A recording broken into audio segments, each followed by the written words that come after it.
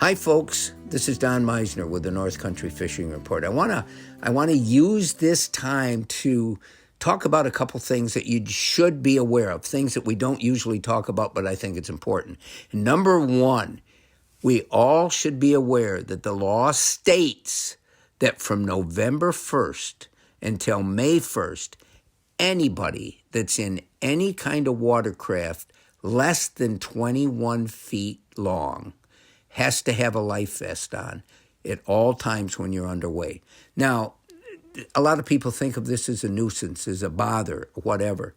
The reason that this law is in place is once it becomes November 1st, and we know right now, we're aware that all of a sudden the weather conditions have changed dramatically. It's getting cold. It's snowing. And that water is getting cold. And what happens when the water gets cold? If you mistakenly, accidentally, and none of us think any of that is ever going to happen, but if you accidentally fall into the water, that your chances of survival diminish tremendously because our bodies become almost frozen within just a matter of seconds, and you can't move the same, and you're hypothermia, and it's such a terrible thing that exists, and yet we don't think about it. So here's my suggestion. Instead of looking at it as, oh, geez, we got to have a life vest, make sure you have one in the boat or whatever. No, you have to have it on. And there are life vests made today. Now, a lot of times you get what you pay for, but there's life vests made that are very, very small. They aren't going to inhibit you in your movements and your enjoyment of what you do. And if you have something like that, they're probably better also than some of the cheaper versions, the big bulky versions that we swear we can't fish with, we can't cast with. Just know that you need a life vest right now.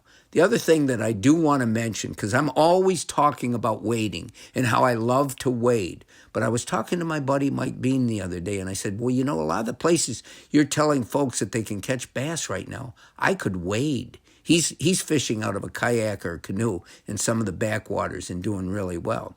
He says, oh, I never, ever would wade. Number one, I won't wade where it's mushy conditions. In other words, muddy, soft. I'll wade on hard conditions, but not soft, because what happens is you can step from one step to the next and your foot will hit a different type of bottom where it might become almost like quicksand, and your feet can get stuck in there. And if you're in cold water and you're in water up over your waist and you can't move your legs, it can be huge trouble. The other thing is, and I'm always talking about wading the Grass River, but I want to tell you folks that I might be remiss in not saying that there's inherent dangers, just like there is being in a kayak without a life vest on.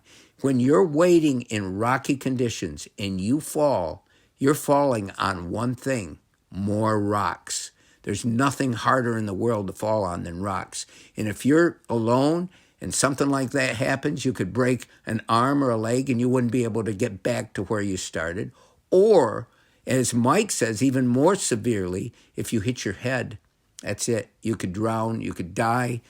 Now, granted, we can die doing just about anything that we do in living, but we can be more careful. And by being more careful, we can assure that we have many more times to go enjoy our favorite sport. Until next time, folks, this is Don Meisner with the North Country Fishing Report.